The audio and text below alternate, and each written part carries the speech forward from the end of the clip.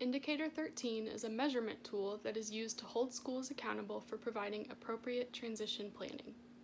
The reauthorization of IDEA in 2004 required states to develop a 6-year state performance plan that includes 18 indicators that need to be reported on annually.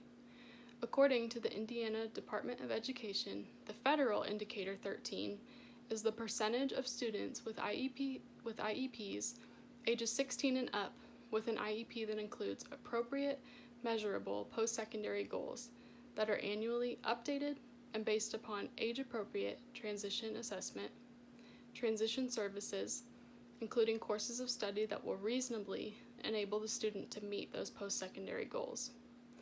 Evidence must also be provided that the student was invited to the IEP meeting when transition services were discussed, as well as any representatives of appropriate agencies as appropriate. Indiana's Indicator 13 includes all of the same requirements, but beginning at the age of 14 as opposed to the age of 16. How is it applied? Indicator 13 is applied on a 3-year rotation. In the first year, the school system is responsible for self-monitoring their own IEP's compliance with Indicator 13. During the second year, the Indiana State Transition Resource Center provides the school with information regarding their compliance with Indicator 13. During the third year, the school is federally monitored to determine the percentage of compliance that they are in. 3%, or a minimum of 3 and maximum of 10, of the school's IEPs are polled to be monitored.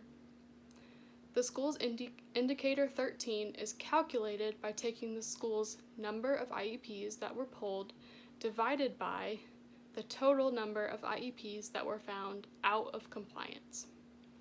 The target Indicator 13 is 100%. IEPs are evaluated for Indicator 13 using the Indiana Transition Requirements Checklist, which can be found on the Indiana Department of Education's website. How is it integrated into transition planning? While transition planning, local education agencies or schools must self-monitor to make sure that each transition plan meets the requirements that are indicated on the Indiana Transition Requirements Checklist. In order to be in compliance with Indicator 13, a transition plan must include appropriate measurable post-secondary goals in the areas of training, education, employment, and/or independent living skills. Post-secondary goals must also be updated annually. Evidence must also be included that the measurable post-secondary goals were based on age-appropriate transition assessment.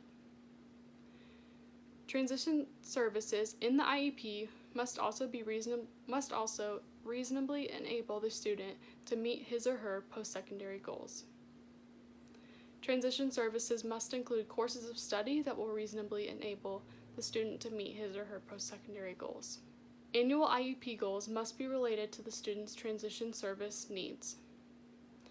Evidence that the student was invited to the IEP team meeting where transition services were discussed must be included. When appropriate, evidence must be included that a representative of any participating agency was invited to the IEP team meeting with the prior consent of the parent or the student who has reached the age of majority. If the answer to any of the previous questions were no, then this transition plan is out of compliance with Indicator 13. A comprehensive guide to being in compliance with Indicator 13, including the checklist, is found on the Indiana Department of Education website, located below. How do students benefit? By being in compliance with Indicator 13, this ensures that the needs of students with disabilities are being met. Indicator 13 ensures that each secondary student with an IEP is being provided with a transition plan that focuses on the student's goals and dreams regarding post-secondary education and/or training, employment, and/or independent living. Providing a transition plan that is in compliance with Indicator 13 ensures that the student has measurable post-secondary goals and services that will assist him or her with achieving his or her post-secondary goals and dreams.